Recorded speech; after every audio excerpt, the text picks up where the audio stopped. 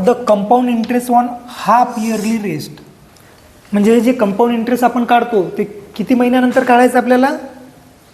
प्रत्येकी 6 महिने. ओके, प्रत्येक 6 महिन्यामागे आपल्याला हे कंपाऊंड इंटरेस्ट कंपाऊंड करायचं आहे. ओके, त्यानंतर आपल्याला काय सांगितलं? ऑन ₹10,000. कशावर? तर 10,000 वर. म्हणजे हे तुमचं काय 10,000 प्रिन्सिपल आहे, मुद्दल आहे. Okay, the rate for the first and second year being 6%. आपल्याला सांगितलेलं आहे की हे जे 10,000 मुद्दलची रक्कम आहे ती पहिल्या आणि दुसऱ्या वर्षासाठी त्याचा जो दर आहे तो 6% आहे. रेट ऑफ इंटरेस्ट काय आहे 2 वर्षासाठी? तर 6% आहे. And for the third year 9% per annum. आणि पुढचं जे 1 वर्ष आहे त्यासाठी आपल्याला दर काय ठेवलेला आहे? 9% ठेवलेला आहे. इथं आपल्याला 2 दर दिलेले आहे, rate of interest. Number of years 2 दिलेले आहे, फर्स्ट अँड सेकंड, म्हणजे हे 2 वर्ष, नंबर ऑफ इयर्स 2 वर्ष, आणि तिसरं वर्ष जे आहे हे नंबर ऑफ इयर्स. ओके, अशा 3 वर्षाचा आपल्याला एकूण काय काढायचं आहे?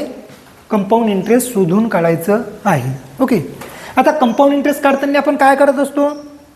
कंपाऊंड इंटरेस्टमध्ये काय असते? प्रिन्सिपल प्लस इंटरेस्ट याची काय होते? अमाऊंट होते. ही अमाऊंट नेक्स्ट इयरसाठी काय राहते? प्रिन्सिपल राहते. पुन्हा प्रिन्सिपल अशी याची स्टेप चालू राहते. म्हणजे जसं की तुम्हाला मी पहिल्या लेक्चरला सांगितलं होतं की एखादी रक्कम जर आपण मुद्दल म्हणून 10,000 रुपये जर व्याजाने घेतली असेल आणि याच्यावर जर 10% जर व्याज असेल, 10% व्याज म्हणजे 1,000 रुपये, तर दुसऱ्या वर्षासाठी जी मुद्दलची रक्कम बनते ती 11,000 रुपये मुद्दल होते. ही जी अमाऊंट असते ही दुसऱ्या वर्षाची काय असते? तर प्रिन्सिपल राहते. हे ध्यानात ठेवायचं आहे. त्याच पद्धतीने आपल्याला काय सांगितलं? आता फर्स्ट आणि सेकंड हे जे 2 वर्ष दिलेले आहे त्या 2 वर्षाचं व्याजा मिळून जी काही रक्कम असेल, म्हणजे जी काही अमाऊंट असेल ती तिसऱ्या वर्षासाठी काय राहील तुम्हाला? तर प्रिन्सिपल राहील, मुद्दलचं काम करेल. ओके, म्हणजे तुमचं तिथं मुद्दल वाढेल. आणि त्यानंतर आपल्याला काय करायचं आहे की टोटल जे काय आपल्याला 10,000 दिले, 10,000 पेक्षा जी जास्तीची अमाऊंट आहे ते म्हणजे इंटरेस्ट आपल्याला काय करायचं आहे? शोधून काढायचं आहे. म्हणजे आपल्याला अमाऊंट ही 2 वेळा शोधून काढायची आहे. 2 वेळा आपल्याला येचा फॉर्म्युला अप्लाय करायचा आहे, 2 वेळा काढायचा आहे. आणि त्यानंतर मग आपल्याला काय काढायचं आहे? इंटरेस्ट शोधून काढायचं आहे. ते दोन्ही याच्यासाठी काय करायचं? वेगवेगळ्या गोष्टी आपल्याला दिलेल्या आहेत. आता पहिले जे 2 वर्ष आहे, फर्स्ट 2 इयर्स, आणि त्यानंतरचा 3rd इयर. ओके, या दोन्ही याचं आपल्याला वेगवेगळं काढायचं आहे. आता फर्स्ट 2 इयर्ससाठी आपल्याला कोणकोणती गोष्ट महत्त्वाची आहे तर ते पाहू. पहिले पाहिजे आपल्याला याच्यासाठी प्रिन्सिपल पाहिजे. तर पहिले जेव्हा 2 वर्षासाठी आपण आपलं इंटरेस्ट शोधून काढू त्यासाठी आपलं प्रिन्सिपल काय राहील? तर 10,000 रुपये. बरोबर आहे. ऑलरेडी आपल्याला जे दिलेलं आहे ते 10,000 रुपये आपलं काय राहील? प्रिन्सिपल राहील. त्यानंतर आपल्याला काय पाहिजे? Rate of interest. आता इथं रेट ऑफ इंटरेस्ट किती राहील दिलेला आहे आपल्याला? 6%. आता हा 6% कसा दिलेला आहे? पर एनम, एका वर्षासाठी. आणि आपण एक कंपाऊंड कसं करतो आहे कंपाऊंड इंटरेस्ट? तर प्रत्येकी 6 महिन्यामध्ये. ओके, तर 6 महिन्यामध्ये एका वर्षामध्ये किती राहते? 2 पार्ट पडतील त्याचे. बरोबर आहे. तसेच आपल्याला आपल्या रेट ऑफ इंटरेस्टचे सुद्धा 2 पार्ट पाडावे लागेल. म्हणजे जिथं 6% आहे तिथं आपल्याला किती टक्के घ्यावं लागेल? 6/2 म्हणजेच 3% आपल्याला घ्यायचं आहे. जसं तुमचं एक प्रॉब्लेम आपलं झालेला आहे, इयरली क्वार्टरली वगैरे सांगितलेलं होतं ना, त्यामध्येच आपण आता इथं 6चे 2 भाग पाडलेले आहे. 6%ला 2ने भागले. एका वर्षासाठी 6%, तर 6 महिन्यासाठी किती? 3%. ओके, 3%प्रमाणे आपण काय केलं? इथं इंटरेस्ट, रेट ऑफ इंटरेस्टचा रेट घेतलेला आहे. त्यानंतर आपल्याला पाहिजे नंबर ऑफ इयर्स. आता नंबर ऑफ इयर्स आपल्याला किती सांगितलं? पहिलं आणि दुसरं वर्ष, फर्स्ट अँड सेकंड इयरसाठी रेट दिलेला आहे. बरोबर आहे. तो म्हणजे 2 वर्षासाठी आपला रेट ऑफ इंटरेस्ट काय आहे? सेम आहे. परंतु हे जे आहे 2 वर्षामध्ये आपल्याला काय करायचं आहे? प्रत्येकी 6 महिन्यामागे आपल्याला इंटरेस्ट आकारायचा आहे. तर 2 वर्षामध्ये महिने किती राहतात? 24 महिने. बरोबर आहे. टोटल 24 महिने. आणि आपले प्रत्येकी किती पाहिजे? 6 महिने. म्हणजे किती वेळा आपला नंबर ऑफ इयर्स किती राहील? तर 4. बरोबर आहे. 24/6. 6 महिने हाफ इयरली सांगितलेलं आहे. इयरली घ्यायचं असेल तर इयरली घेऊ शकता. ओके, इथं महिन्यामध्ये आपण कन्वर्ट केलेलं आहे. 24 महिने एका वर्षामध्ये 12, 2 वर्षामध्ये 24 आणि 6 महिन्याने आपल्याला याचं आगणन करायचं आहे, कम्प्युटेशन करायचं आहे. म्हणून 6 महिन्यानंतर तर किती आपल्याला टर्म पडतील त्याच्या, तर 4 टर्म पडतील. ओके, 6 6 6 6 अशा याच्यानुसार आपल्याला 4 वेळा करायचा आहे याला कंपाऊंड. ओके, तर एवढ्या गोष्टी आपल्याला पहिल्या याच्यासाठी झालेल्या आहे. आता दुसऱ्यासाठी सुद्धा आपण पाहू. थर्ड इयरचं जेव्हा तुम्ही काय काढसाल, थर्ड इयरसाठी जेव्हा तुम्ही अमाऊंट शोधून काढसाल, तर त्यासाठी तुम्हाला प्रिन्सिपल जे आहे ते सध्या अवेलेबल राहणार नाही. प्रिन्सिपल कधी राहील, ज्यावेळेस तुम्ही हे कॅल्क्युलेशन करसाल तर तिथं तुमचं प्रिन्सिपल येईल तुमचं. ओके, जे अमाऊंट असेल ते तुमचं प्रिन्सिपल राहील. त्यानंतर तुम्हाला तिसऱ्या वर्षासाठी काय पाहिजे, रेट ऑफ इंटरेस्ट पाहिजे. तर तिसऱ्या वर्षासाठी रेट ऑफ इंटरेस्ट काय राहील, तिथं दिलेलं आहे 9%. 9% एका वर्षासाठी आहे पाहिजे. आणि तुम्हाला किती पाहिजे, 6 महिन्यासाठी. म्हणून 9 भागेला करावं लागेल तुम्हाला 2, म्हणजेच किती राहील, तर 4.5%. ओके, तुमचा अर्धाच राहील. 6 महिन्यासाठी किती राहील, तर 4.5% तुमचा इंटरेस्ट राहील. त्यानंतर तुम्हाला नंबर ऑफ इयर्स काढायचे आहे. किती वर्षाचं सांगितलेलं आहे, तिसरं वर्ष आहे, म्हणजे 1 वर्ष आहे. 1 वर्ष म्हणजे 12 महिने आहे. 6 महिन्याच्या कालखंडानुसार काढायचं आहे, म्हणजे त्याचे टर्म किती राहील, 2. ओके, तर ह्या दोन्ही गोष्टी आपल्याला दिलेल्या आहेत. आता दोन्ही गोष्टी आपल्याकडे आहे. पहिले आपल्याला या पद्धतीनुसार अमाऊंट शोधून काढायची आहे. ती अमाऊंट आपल्याला इथं लिहायची आहे, म्हणजे ते तुमचं तिसऱ्या वर्षासाठी प्रिन्सिपल राहील.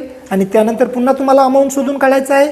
आणि अमाऊंट शोधून काढल्यानंतर मग तुम्हाला काय करायचं आहे, कंपाऊंड इंटरेस्ट शोधून काढायचं आहे. आणि कंपाऊंड इंटरेस्ट शोधून काढण्यासाठी मग तुम्हाला काय करावं लागेल, कंपाऊंड इंटरेस्ट बरोबर ए मायनस पी. हे तुमचं इथचं हे घ्यायचं आहे आणि पी तुम्हाला ऑलरेडी 10,000 रुपये दिलेले आहे, ते मायनस करायचे आहे. अशा पद्धतीने तुम्हाला कंपाऊंड इंटरेस्ट शोधून काढायचं आहे. पहा आता पहिले 2 वर्ष आहे, तर पहिल्या 2 वर्षासाठी आपण ए शोधून काढू. ए इज इक्वल टू प्रिन्सिपल आहे तुमचं 10,000. त्यानंतर तुम्हाला दिलेलं आहे 100 प्लस आर. आर किती दिलेला आहे डायरेक्ट घेऊ आपण, फॉर्म्युला तुम्ही लिहा. आर दिलेला आहे 3 आणि नंबर ऑफ इयर्स दिलेले आहे तुम्हाला 4. कॅल्क्युलेटरनं काढा 10,000. त्यानंतर इथे येईल 1.034. Okay, 1.03 multiply 1.03 into 1.03 into 1. पहा मल्टिप्लाय करा डायरेक्टली सर्व याचा आणि सांगा किती येते. कॅल्क्युलेटर किती आला, 11,255. 11,255 हे झालं तुमचं पहिल्या 2 वर्षांचं अमाऊंट, म्हणजेच काय तर प्रिन्सिपल प्लस इंटरेस्ट दोन्हीची टोटल आहे 11,255. तेच थर्ड इयरसाठी तुमचं राहील प्रिन्सिपल 11,255. ओके, आता तिसऱ्या वर्षासाठी पुन्हा तुम्हाला काय करायचं आहे, अमाऊंट शोधून काढायचं आहे. आता तिसऱ्या वर्षासाठी काढायचं आहे अमाऊंट. आता तिसऱ्या वर्षासाठी म्हटल्यानंतर 11,255. त्यानंतर इथं घ्यायचं आहे आपल्याला 100 प्लस 100 प्लस किती घ्यायचं आहे, 4.5. आणि इथं 2.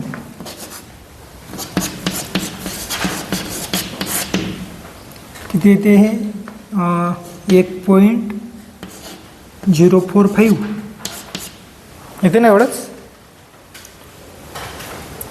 1.045 येते का किती येते, 104.5. नाही 104 नाही येईल, इथं पॉईंट आहे 1.045 येईल ना. अच्छा, पाहून घ्या 1.045 आणि डायरेक्टली अमाऊंट सांगा किती येते. आकार 12,290.74. ओके, आता याच्यामध्ये एक वाढून घेतला तरी चालेल किंवा पॉईंटमध्ये राहू दिला तरी चालेल, राऊंड फिगर केलं तरी चालेल. कॉमर्सच्या नियमानुसार इथे 91 आपण करू शकतो. ओके, म्हणजेच आता तिसऱ्या वर्षाचं जे अमाऊंट आहे आपलं ते आलेलं आहे 12,291.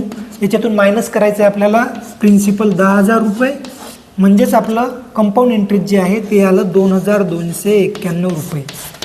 अशा पद्धतीने तुम्हाला प्रॉब्लेम विचारलेलं आहे. 2,291 तुमचं फायनल उत्तर आहे. ओके, काय काय केलं आपण, पहिल्या 2 वर्षासाठी काढलेलं आहे, नंतर तिसऱ्या वर्षासाठी अमाऊंट काढलेलं आहे आणि त्यानंतर त्या अमाऊंटमधून तिसऱ्या वर्षाच्या अमाऊंटमधून प्रिन्सिपल मायनस केलेलं आहे.